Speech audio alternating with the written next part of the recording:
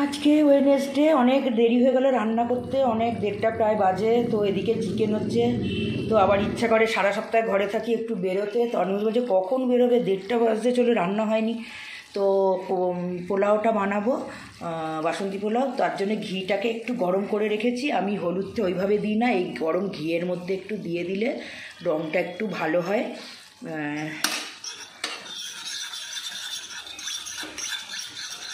ঘিটাকে গরম করে একটু ঠান্ডা করে নিয়েছি, নিয়ে এবার একবারে ছড়িয়ে দেবো। তার আগে চালটাকে ধুয়ে আমি একটু শুকনো করতে দিয়েছিলাম, তো আমি কড়াতেই করব, সেই জন্য আমি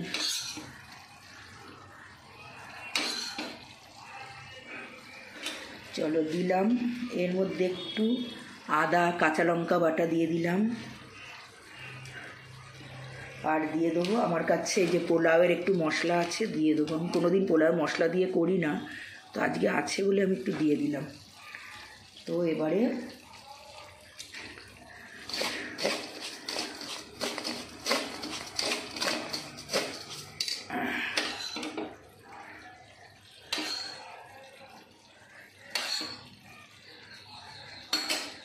এটা দিয়ে দিই পুরোটা।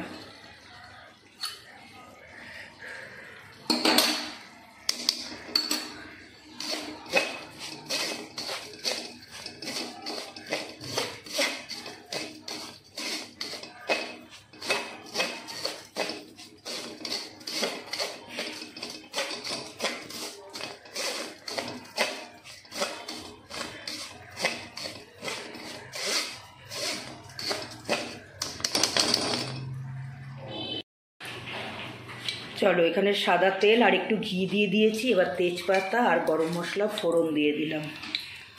এবার এটা একটু নেড়ে নেবো। আমি কড়াতেই করছি, কারণ আমি মানে ডেকচিতে করলে না, গোবিন্দভোগ চাল তো যদি জড়িয়ে যায় নাড়তে পারবো না, ওই জন্য একবারই কড়াতে করছি। একটু সুন্দর গন্ধ বেরোলে মশলা,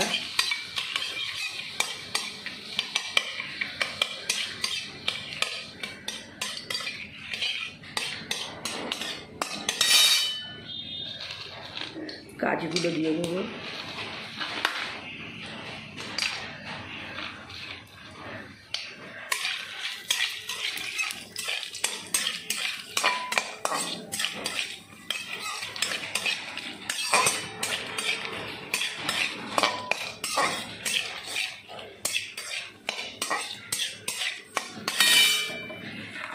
কিশমিশটা দিয়ে দিই।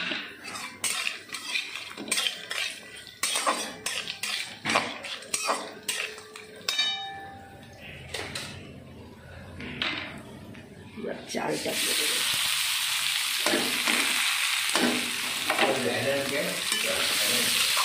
চালটা একটু ভেজে নেব।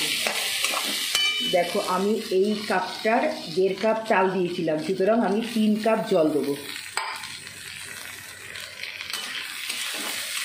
একটু ভেজে নিই।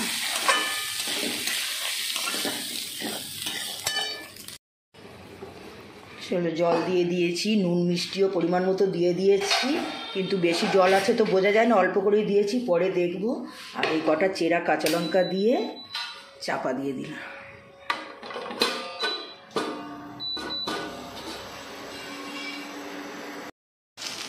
চলো, হয়ে যাচ্ছে পোলাও।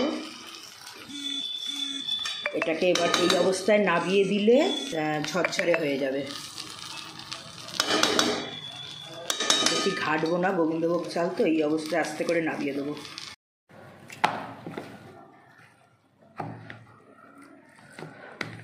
দেখো গরম আছে কি,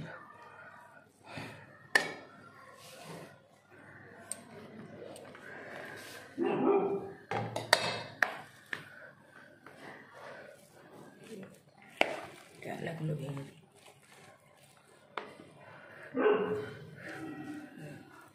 ভেঙে দেবো।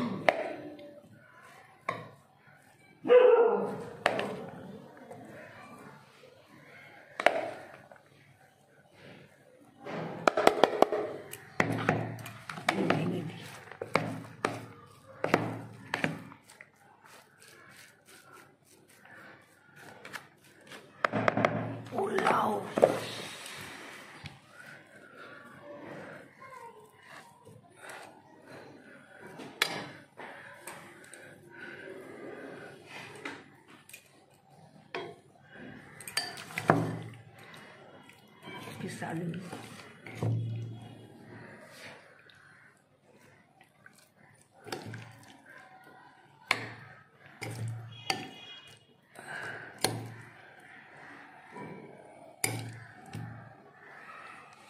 খেয়ে বলো এবার কেমন।